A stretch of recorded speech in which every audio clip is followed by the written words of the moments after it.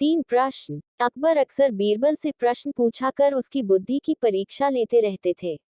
एक दिन उन्होंने 3 प्रश्न बीरबल के समक्ष रखे। वे प्रश्न थे: ईश्वर कहाँ रहता है? ईश्वर कैसे मिलता है? ईश्वर क्या करता है? प्रश्न सुनकर बीरबल ने कहा, जहाँ पनाह, मैं इस प्रश्न पर उत्तर सोच विचार कर कल दूंगा। अकबर ने बीरबल को दूसरे दिन तक का समय दे दिया। घर जाकर बीरबल इस प्रश्न पर सोच विचार करने लगा। पिता को विचारमग्न देख बीरबल के पुत्र से रहा न गया और वह पूछ बैठा, पिताजी, क्या बात है? आपने जब से घर में प्रवेश किया है, तब से सोच में डूबे हुए हैं।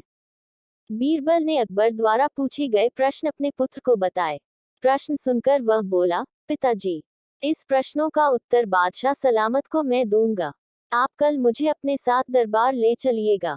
बीरबल राजी हो गया। अगले दिन वह अपने पुत्र को साथ लेकर दरबार पहुंचा। बीरबल को पुत्र के साथ आया देख अकबर सहित सारे दरबारी हैरान थे।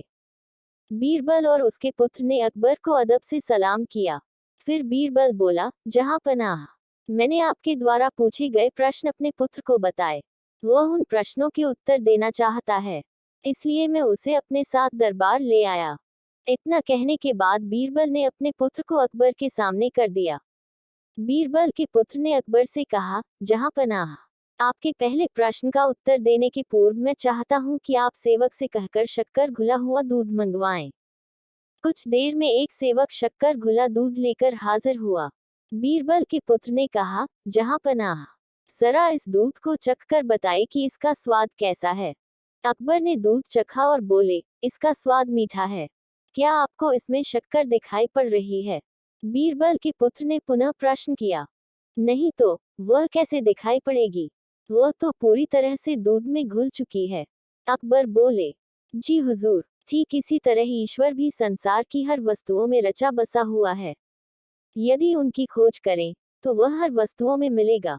इसके बाद बीरबल के पुत्र ने दही मंगवाकर अकबर से पूछा, जहां पनाह, क्या इस दही में मक्खन दिखाई दे रहा है?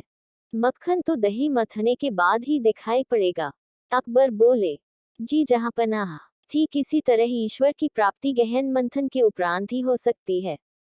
ये आपके दूसरे प्रश्न का उत्तर है। दोनों उत्तरों से संतुष्ट होने के उपरांत अकबर ने तीसरे प्रश्न का उत्तर पूछा।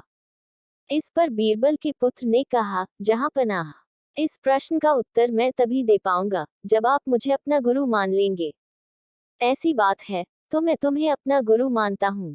अकबर बोले, अब जब आपने मुझे अपना गुरु मान लिया है, तो आप मेरे शिष्य हुए। लेकिन गुरु तो शिष्य से ऊंचे स्थान पर विराजमान होता है।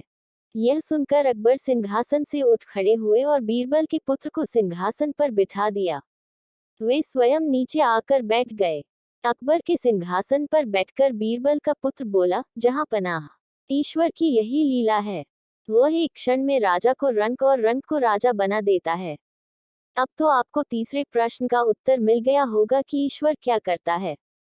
ये सुनकर अकबर एक क्षण को मौन पड़ गए, लेकिन फिर उन्होंने बीरबल के पुत्र की अक्लमंदी की खूब तारीफ की और उसे पुरस्कृत भी किया।